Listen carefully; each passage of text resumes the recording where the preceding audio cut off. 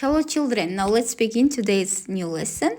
Open your book on pages 106 and 107. Қайырлы күн балалар, кітабымыздың 106-107 бетін ашамыз.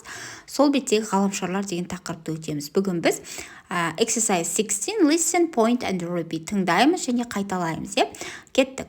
Sun, Venus, Mercury, Earth, Mars, Jupiter, Neptune, Saturn, Uranus, yes?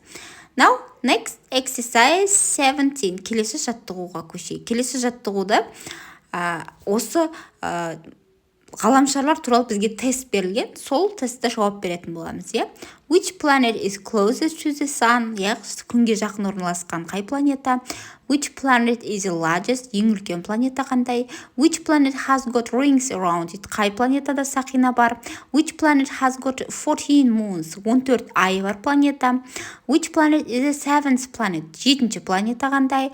Which planet do people call the red planet? Қай планетаны адамдар қызыл планета деп атайды, балалар, планета ғаламшар деп те айтамыз, мен мына жерде планета болғаннан кейін планета деп кетіп, ғаламшар деп те аударсақ болады. Сіздерге дұрыс нұсқасын қалдырдым. Егер де балалар сіздерге тапсырма түсінікті болып жатса, сабақ ұнап жатса, каналға тіркелуді және лайк басуды ұмытпаймыз. Енді келесі жаттығуға көшеміз. Келесі осы тесттерді дұрыс жауап берсек, өзімізді бағалаймыз. Мысалы, how many planets did you collect? Сен қанша жинадың, қанша бал жинадың деген секілді. Яғни сен жақсы астрономсың ба, жұлдызсың ба, өте жақсы белгіледің ба деген секілді. Осылай өз-өздеріңізде бағалап шықсаңыздар болады. Өте қызықты болады, балалар. Келесі жаттығуға көшеміз. Келесі жаттығуда біз exercise 19-нан бұрын балалар грамматикалық түсіндірме бар екен, кешіріңіздер. Грамматикалық түсіндірмеде бізде 4 жақтың түрі берілген. Бірінші осы жақ, Zork lives on a different planet. Екінші, he went to Mars 3 months ago. 3 ай бұрын дегеннен кейін, ол бізде өткен жақ.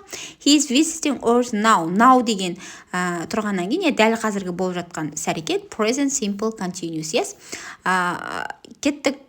Present continuous tense. He's traveling to Venice tomorrow. Яғни tomorrow, ертең дегенгі тұрғаннан кейін бізде ол келер шақ болып есептелінеді. Ертең біз саяхаттаймыз деген секілді. Енді осы грамматикалық түсіндірмеге сәйкес біз келесі жаттығуды орындаймыз. Exercise 18, read and complete оқимыз және толықтырамыз, мен сіздерге дұрыс нұсқасын қалдырдым. Осыған қарап отырып, толықтырып жазып шықсаңыздар болады, Мысалы, now деген сөз болса, демек ол present continuous, in бір жылдар, нақты бір даталар болса, демек өткен шақ деген сөз. Сол өткен шаққа қойып, осылай 4 шақты пайдалана отырып, осы 18-ші жаттығуды толықтырып жазып шығуымыз керек, балалар, Енді келесі жаттығуға көшейік. Келесі жаттығу бізде exercise 19, let's play, Let's play дегеніміз ойнау, сыныпта бұны ойнауымыз керек.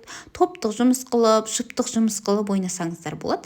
Яғни жаңа 18-ші жаттығуға қарап отырып, what did the ancient Greeks call the sun? деген секілді, мына достарың секілді бір-бірлеріне сұрақ қойсаңдар болады. Мысалға, who are you leaving for the moon tomorrow? When did you discover Uranus?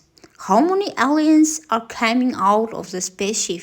деген секілді, осылай сол сөйлемдерді сұраулы сөйлемдерге айналдырамыз, балалар. Балалар, бүгінгі сабақ бітті. Сіздерге сабақ ұнаса, лайк басуды, каналға тіркелуді ұмытпаймыз.